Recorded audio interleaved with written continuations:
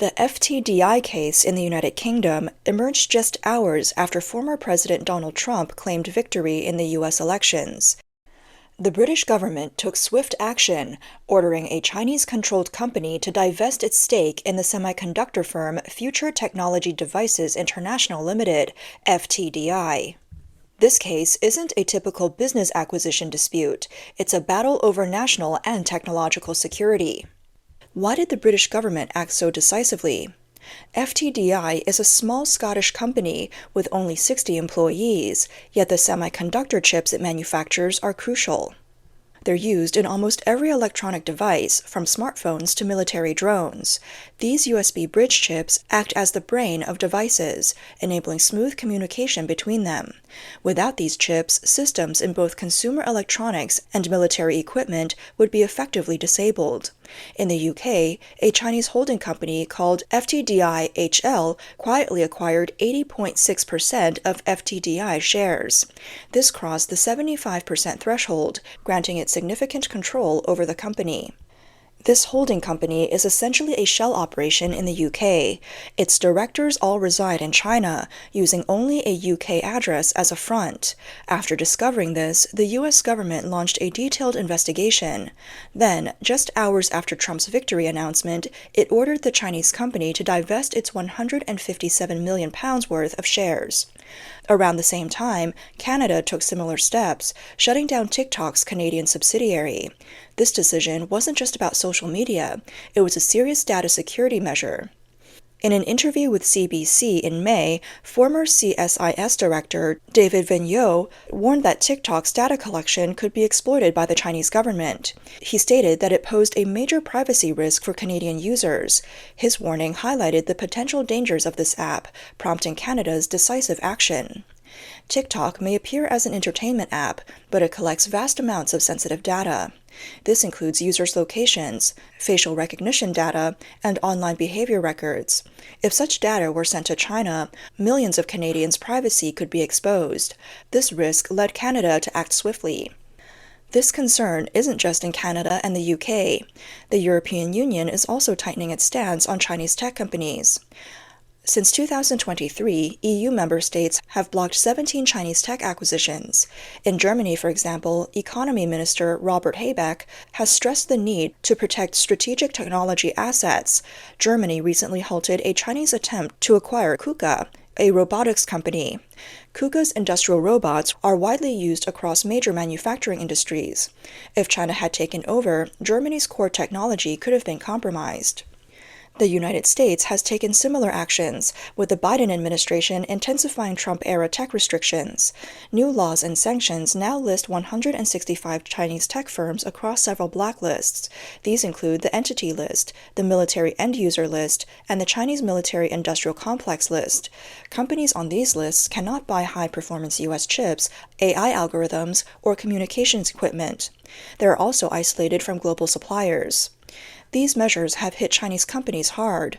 Huawei, once holding 30% of Europe's 5G market, has seen its market share shrink drastically due to these bans. The de-Sinicization trend is spreading rapidly. The US, Japan, and the Netherlands have also launched a comprehensive tech blockade against China.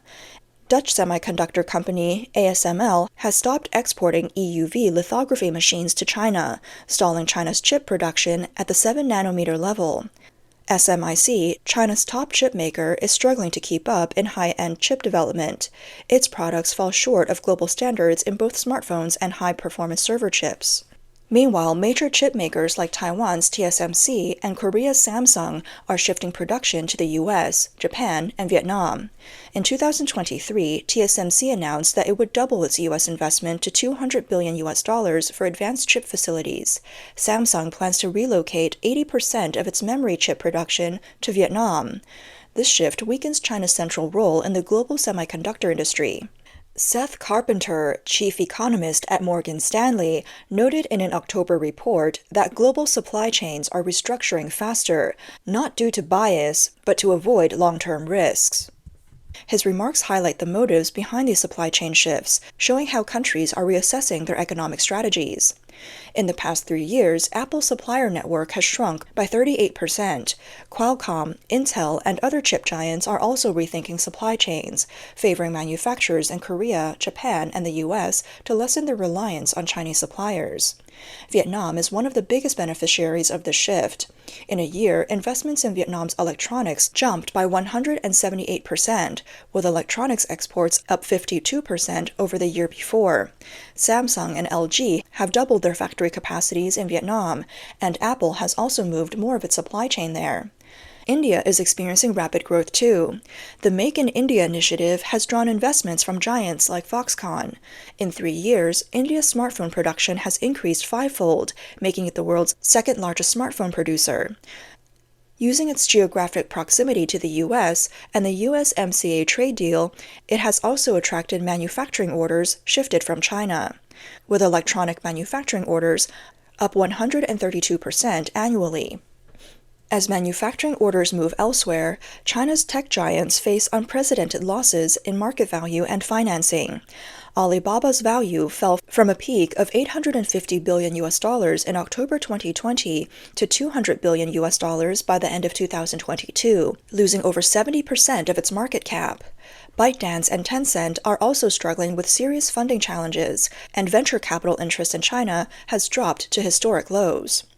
Data shows that in 2023, Chinese tech companies raised the least foreign capital in a decade, with $73 billion in venture funds leaving China, and valuations of unicorn companies falling by more than 50%. This capital drain reflects global investors' distrust of China's market. Strict regulations, unpredictable policies, and harsh sanctions have driven up risk levels for Chinese tech companies. In contrast, U.S. tech startups have a 5-year survival rate almost 3 times that of China's, with returns 2.3 times higher. Naturally, investors favor more stable, transparent markets.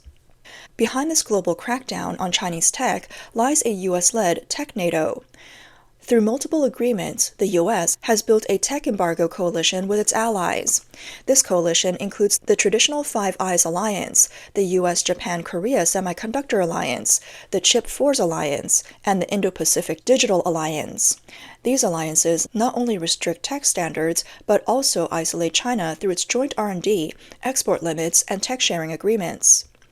Former National Security Administration Director Michael Rogers once said in a public speech that the current tech blockade alliance is an unprecedented global initiative, like a strategic alliance from the Cold War. His words highlight the extensive and deep cooperation Western nations are building in tech competition with China. This multi-layered blockade has 4 main parts. 1. Core Decision-Making Circle. G7 members form the core group. They hold quarterly strategy meetings to set unified tech control standards on China. They've also created a multinational tech alert system to monitor critical tech flow in real time. 2. Technology Standards Alliance members have set standards in 12 areas, including 5G, AI, and quantum computing. They share 87% of core patents and exclude China entirely. 3. Export Control Network. 23 countries manage a tech export control list, regulating over 2,800 high-tech products and imposing joint sanctions on violators. 4. Industrial Collaboration. This alliance launched 158 joint research projects and set up backup supply chains to keep critical technologies flowing without interference from China. This multi-layered approach is already showing results.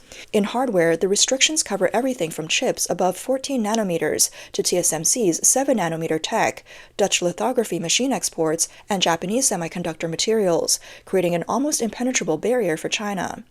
This blockade also impacts emerging tech areas, with AI power restrictions, suspension of quantum computing partnerships, and a growing list of biotech export controls. In data and infrastructure, 75% of the world's data centers now ban Chinese equipment. The EU's General Data Protection Regulation has imposed record-high penalties on Chinese firms, and restrictions on cross-border data cover 843 categories. Because of these measures, Chinese cloud providers like Alibaba Alibaba Cloud and Tencent Cloud are losing market shares overseas. These restrictions have also spread to critical sectors, such as medical devices and industrial automation, slowing down Chinese companies' growth in high-value global markets. Chinese tech giants are struggling globally. Companies like Huawei, ByteDance, and Alibaba are now taking drastic measures to survive. Huawei's response has been the most aggressive, with major expansions across several industries. In smart vehicles, Huawei has invested over 20 billion yuan and partnered with automakers like Chang'an and BAIC to build autonomous driving systems. But high-end chip restrictions mean critical components must still be imported, keeping Huawei dependent on foreign suppliers. In cloud computing, Huawei continues to develop its Kunpeng ecosystem, but due to limited processing power and customer loss, its market share has plummeted from 18% to 8%. In digital energy and industrial Internet of Things, Huawei leads in solar inverters, but 90% of its high-end energy storage controllers and industrial OS technology rely on open-source communities, making it hard for Huawei to achieve tech independence. While Huawei holds a 35% share in the Middle East and Africa, its profit margins dropped 42% from last year. ByteDance and Alibaba face similar challenges. ByteDance had to invest $12 billion in U.S. data centers to comply with data localization rules, driving up its operating costs by 187%. After restructuring its international operations into TikTok and ByteDance, revenue growth slowed from 185% to 67%, with 42% of executives leaving. Alibaba's global expansion also hit a wall. Its cloud business suffered setbacks, cutting its overseas data centers from 28% to 11%, and its market share dropped from 6% to 2%. Cross-border e-commerce faced policy and market changes, causing a 42% drop in AliExpress revenue. These struggles reveal deep issues across China's tech industry. Heavy reliance on foreign technology is a major problem, with 78% of essential technologies needing foreign licensing, especially for chips, electronic design automation tools, and core software. Turnover of high-end talent reached 45%, recruitment costs have risen by 218%, and limited access to international financing has driven up funding costs by 312%. Overseas market share fell 56%, and cost to enter new markets increased by 189%. Innovation efficiency is also down, with R&D output falling 67%, and patent conversion rates just a quarter of those of Western competitors. China tried to break these barriers with its Digital Silk Road initiative, but most partners are developing nations that can't offer high-end tech support. Some gains have been made. Domestic gallium nitride chips now hold 23% of market share, up from 5%. Yet, 90% of Chinese chips are still imported. EDA tools almost entirely depend on the US, and key equipment like ASML's EUV lithography machines remain out of reach. China's SMIC lags behind, struggling with 7-nanometer technology compared to TSMC's 3-nanometer, showing a 2-generation gap. The innovation gap between China and the West keeps widening, especially in basic research. The U.S. has 89 world-class labs, while China has 12, and U.S. lab citations are 4.8 times higher. China's high-end chip self-sufficiency is below 10%, and it has yet to achieve 28-nanometer processes. Even Huawei's latest Mate 60 Pro lags behind, with its 5G speed only a third of the iPhone 15's, despite higher production costs. This gap appears in hardware performance and highlights limitations in basic research and tech independence. The root of these issues is the stark difference in systems between the U.S. and China. The U.S. free market promotes innovation, research freedom, and corporate decision-making. China's authoritarian system relies on heavy administrative intervention and policy directives, distorting the innovation ecosystem. On average, 78% of China's essential technologies require foreign licenses, and basic research investment is only 28% of U.S. levels. This systemic weakness puts China at a clear disadvantage in global innovation. Silicon Valley investor Peter Thiel wrote in his book 0 to 1 that true innovation comes from freedom, not authority. Innovations driven by authority will eventually be replaced by the market. Thiel's view emphasizes the importance of free markets in tech competition. History has shown that open innovation environments drive technological progress. Without fundamental reforms, China's innovation gap will keep widening, and US-China tech competition will likely intensify. By 2025, tech decoupling could be complete, splitting global innovation into US-led and China-led spheres. Emerging markets like India, Vietnam, and Mexico are quickly absorbing manufacturing orders shifted out of China, boosting their local production and preparing for exponential growth in electronics and smartphones. In this global tech rivalry, the US-China standoff has moved beyond business competition to a full-scale contest over national security, economic interests, and systemic values.